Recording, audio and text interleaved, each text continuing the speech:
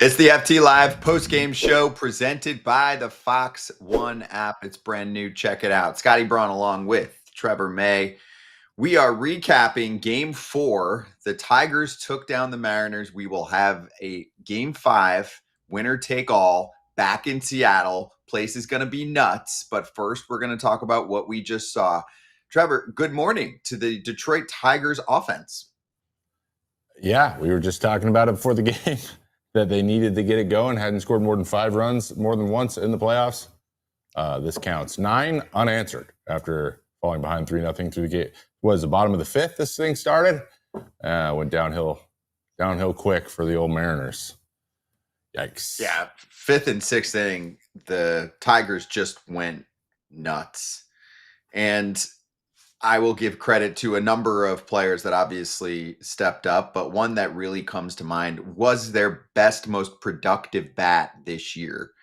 Riley Greene was feeling the heat. He's still a very young player, not super battle tested yet. Left on left crime against a guy who had been really good and had been in for those kind of spots in Spire, right? And Gabe Spire, who hung a slider. And that's the first Detroit home run we had seen since Kerry Carpenter in Game 1 of this series, over 100 at-bats. That was the go-ahead shot and ended up being the difference maker. They scored a bunch more. They didn't need any more. 454 feet from Riley Greene. A big welcome back. And for me, Trevor, this is a guy who's got the big uppercut swing. He can be super streaky at times.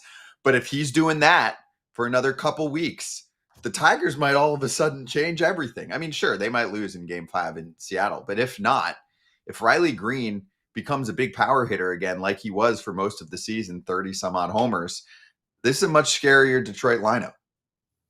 Yeah, he was my Detroit Tigers MVP going into this year. They needed him to take another step forward and be the big bat in the middle lineup. For all intents and purposes, he did. 111 RBIs on the year.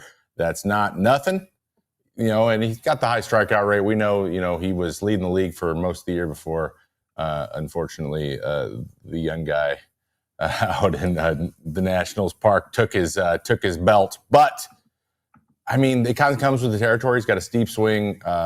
He struggles a little bit with the ball up at times, but he's making adjustments and he's taking advantage of the balls he can hit, especially from lefties. Gabe Spire has trouble keeping the ball out of the middle of the plate at all today. Everything was kind of just leaking back over no matter what he threw. It's one of those days for him. So, but Riley Greene he's going to be the game changer. When he's hitting well, when he strings a couple hits together or has a big hit somewhere in the game, that is what has happened to get them their wins. So it was going to turn on his bat, and no difference today. I think Zach McKinstry kind of just jumped right on the bandwagon and swung it pretty well too. Everyone did. I mean, the floodgates kind of opened after that point. This is a good little nugget from Jason Stark, who's always full of them. 1 home run against lefties this year to give the Tigers a lead for Riley Greene. July 13th off Gabe Spire. Wow. Yeah. So it's like he hadn't been in that spot before. Oh, wait, he had that exact spot. Not in this kind of environment, but just a few months ago. I think, and I don't want to insert myself in here in any meaningful way, but Gabe Spire only gave up like 4, 5, or 6 home runs in the year, and I'm pretty sure I was either watching on TV or watching live for 4 of them. So I'm sorry, Gabe. I'm pretty sure I saw the Riley Greene one believe it was in Seattle, and I might have been there for that too. So that's I won't watch anymore. I'll turn it off when you come in the game, and we'll just make sure that that's not part of it. How about that? Yeah. And you know what? As a reliever, man, giving up a homer to the same guy twice in a year, it's it's rare. It's pretty, especially if you're not in their division, right? So, this is every time that guy comes into the plate now for the rest of Spire's career, he's gonna just remember this a little bit more. And broadcasters will bring it up almost every time. It'll be the note, right? If you ever see that matchup, they'll go, "Let me take you back to October 8th of 2025. Anyway, other notable parts of the Tigers offense, first off here, Jahmai Jones, his job is to hit left-handed pitching. His OPS is star level against left-handed pitching. First pitch, rips an RBI double off Spire. That made this a 3-2 contest. Javier Baez needs to be talked about for the season that he had, right? Many Tigers fans, I would say even most Tigers fans, did not want him on the 2025 team. They were like, we're done. Let's just cut bait. Starts the season off smoking hot, right? Makes the All-Star roster. Helped the Tigers win a ton of games, which is when they were at their best in the first half of the season. He slumped. The Tigers slumped. He's been in the postseason before. He had his first home run in 8 years in a postseason game in this one and came through with the tying RBI single earlier. So Javier Baez needs some love as well, Trevor. I mean, he's changed himself a little bit this year, and we've seen the best of him, right? He's hitting. He's giving you at-bats for average, clutch ABs, and he's taking some pitches here and there in the postseason. Yeah, Chase is down. He's definitely, I think, taking some of that feedback. He's always played, just whatever's in front of him, he's going to go right at it. He's going to play as hard as he can and just deal with whatever comes his way. Any mistakes that happen, it's just part of how he plays. And I think he's started to rein some of that back and try to pick and choose his spots a little bit more. And that's what happens as you get a little older in this game. And it's great to see. I mean, he's just incredibly talented. The guy is always been a great athlete, and always things come easier to him than other people. And so to see these adjustments is always a good thing. He's kept a little bit of the free swinger because he knows it is part of who he is. But it's not just ball comes out of the hand; it's a swing anymore. And he's always leave it over the plate. You're always in danger of giving up the one way bat. 346, 370, 500.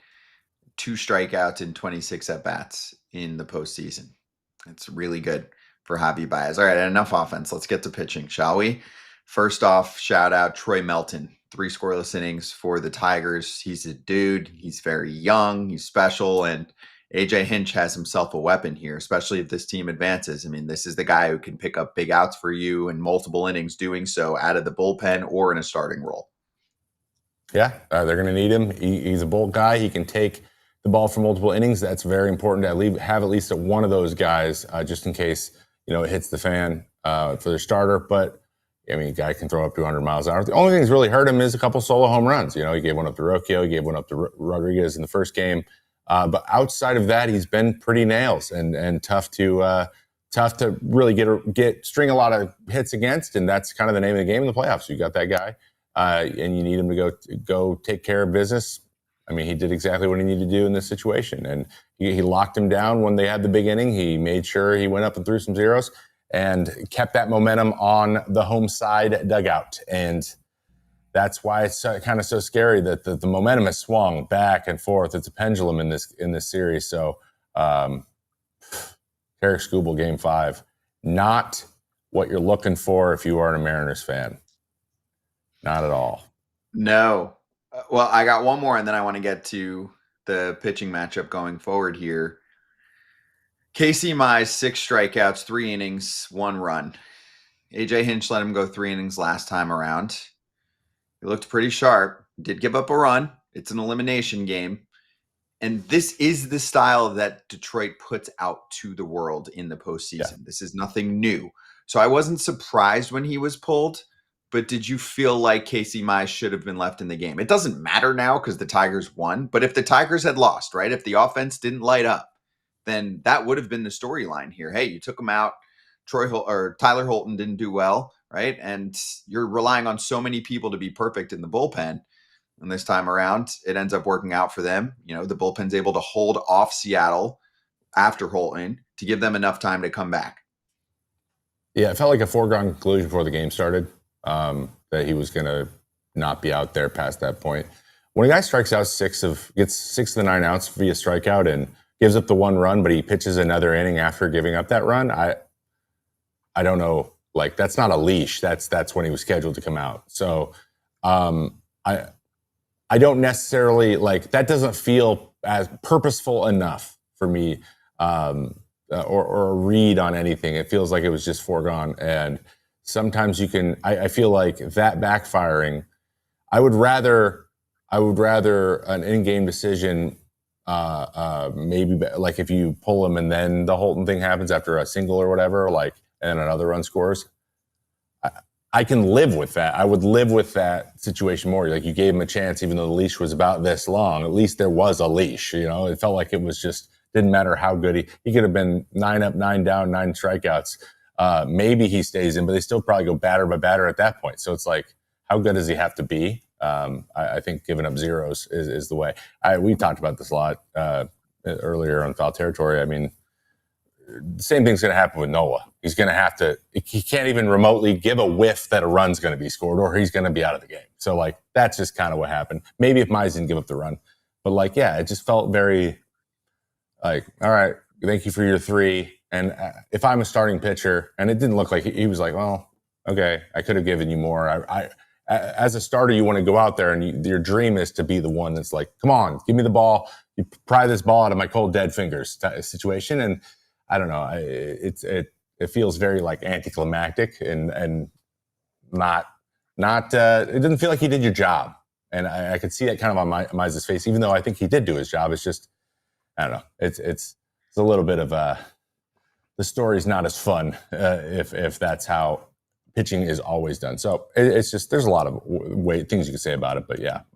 Fortunately, they did win the game, and it isn't part of the big greater equation.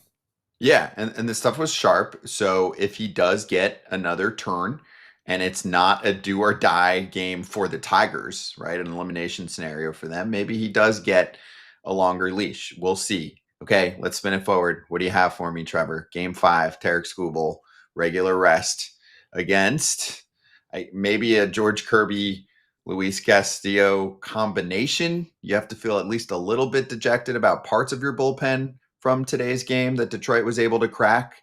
But in other ways, of course, you'll be able to use Munoz probably for 6 outs.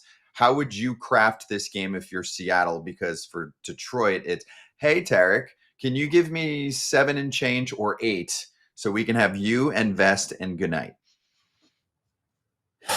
Yeah, for Seattle, it's just a question of which one of those 2 guys you start and how quickly you go to the other one.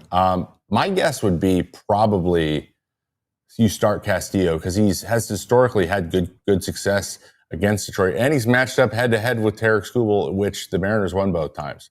I don't know if he factored in the decision, but like he goes head-to-head, he goes toe-to-toe. That is very much his style, and I think maybe Kirby may be a little bit more tougher to get a handle on as a reliever. Throws lots of pitches, really nasty stuff, pitches moving all over the place. And Castillo's more of a 3-pitch guy. You know what you're going to get. It's just going to be about commanding it, and he's going to go right after you. So I would assume that'll be the way they go, and they'll play it first sign of danger, put in another guy. And then on the hitting side against Tarek Skubal, you did just see him. There is, no matter how good a guy is, Scoop throws 4 pitches most of the time. He's not out there throwing an arsenal. He's not Seth Lugo, so like he can't just completely be a different pitcher. He's gonna try to do the same things he did to you last time, and it's gonna be about putting a lot of pressure on him and running his pitch count up. And this is do or die. Like, you got to find a way to get on base. And I think that the Mariners lineup's up for that task. I don't anticipate this. I don't anticipate either starter factoring into this decision. Let's just put it that way. I think we got another extra inning game about to come on our hands. Okay, so if you're Skubal and you look back at your last start, there was one major issue. His name is Jorge Polanco. He hit 2 home runs off of you. How carefully do you pitch against him? And I remember there was a lot of discussion about how the Mariners handled changeups well. Do you change your approach at all and chuck the changeup more frequently than you did last time? I don't have the percentages in front of me, because maybe your best changeup is still better than a strength for a team, since it's Tarek Skubal's changeup, right? When we look at numbers for the year on how teams do against pitches, we're talking about all humans that pitch, not Tarek Skubal-like humans. Yeah, I think he might lean on it a little bit more. Especially Polanco. Historically, Polanco has struggled with changeups a little bit more than breaking balls. But for whatever reason, they are very intent on taking that thing away from him. And they've done a good job of that all 3 times he pitched against them. So I think he has a point if he's trying to not necessarily just get rid of it. Obviously, you can't just get rid of your best pitch. But trying to find other ways to get these guys out. But without that changeup, if that changeup is battled and taken away, the strikeout numbers go way down because it's the push and pull, the fastball and the changeup.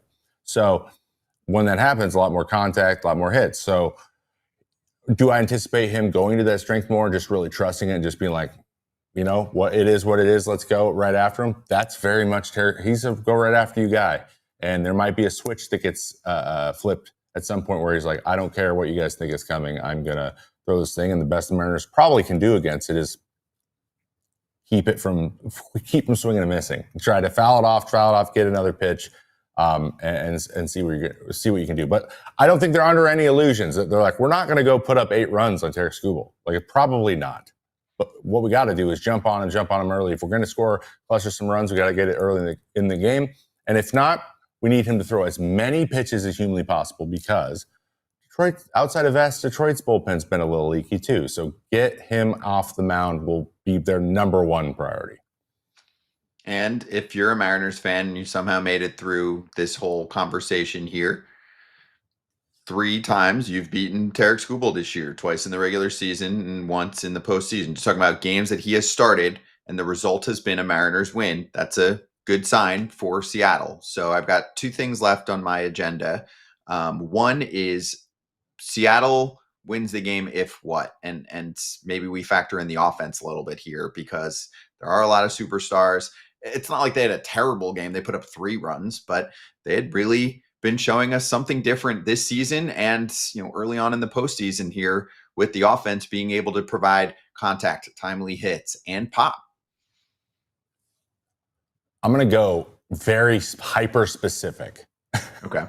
I think if the game ends with Randy Arozarena with 2 extra base hits, if he gets 2 or more, the Mariners win. Okay, so Randy's your X factor. I think Randy's my X factor. He has been quiet. He is notoriously a big game. He is not afraid of anybody. And I could see him clipping him in the first batter of the game or, starting off an inning, putting some pressure on him for the guys who have been really getting the job done the whole series. That is the way that this would happen, I think. And Randy Arozarena might be the key. I think that if he does that, other guys will have their opportunities to drive him in, and that will equate to more runs. Okay, I like it. And lastly, thoughts on Josh Naylor's super obvious fun at second base to try and tell his teammates what he was seeing, whether there was deception or not. I mean, I don't know if you picked up exactly what he was doing on a pitch-by-pitch basis. We didn't have the Naylor cam for every pitch, but they did a really good job on Fox of documenting what was going on. So this has become a hot topic. What did you think of the way Naylor was doing it? Yeah, it was. I was listening to AJ on the broadcast and Ueno, and they were like, is he doing anything? Is this real or is this for show? And why would you do it for show? And then also what I know about Josh Naylor is he would do this for show, just to be annoying. Like, that's it. That's the only really reason, just to get in the guy's head, which if that were the case, mission accomplished, because it was 0-2 and then he walked him. There was a couple like this, the flicks here. This is changeup usually, right? Like this, like flick means changeup. A couple times he did that, a changeup was thrown, and Mitch took swings like he knew a changeup was going. But then there's other times where he was like just going up and down. One time he flapped his arms, the other time he went out. Sometimes he went in. Like, it's almost as if he was he's like, I'll give you the location if I can't see the pitch, but if I can see the pitch, I'll give you the pitch. That's what it felt like. Because Holton gets his grip and then turns his glove a little bit sometimes. And on the changeup, it's a bigger grip. So you see more hand usually. And I saw it a little bit, when he comes set kind of slowly. So the interesting thing was he kept looking back at him and knew what he was doing. And this reminds me of when Judge was doing it to Luzardo. And Luzardo's or no, not Judge. It was Story and it was the Red Sox, but they were doing it too. And he was just looking. He knew, but there's nothing he could do because it was something to do with how he's gripping the ball, not signs related. There's nothing really to change. You have to change your mechanics in the middle of the outing, and it's really hard to do. So sometimes you can go out there and you can say, hey, something's happening. You could be throwing in fake signs where a hitter's I know those things don't mean anything, but I know a couple of them do. And that's maybe enough to get a guy thinking like, am I mechanically showing anything? And as soon as the guy's thinking about mechanics, it is very hard to compete. And that might be what's some of it is. I know it would drive me insane. I would not be sure they didn't have anything, but I don't have time to think about what that might be because I have to pitch.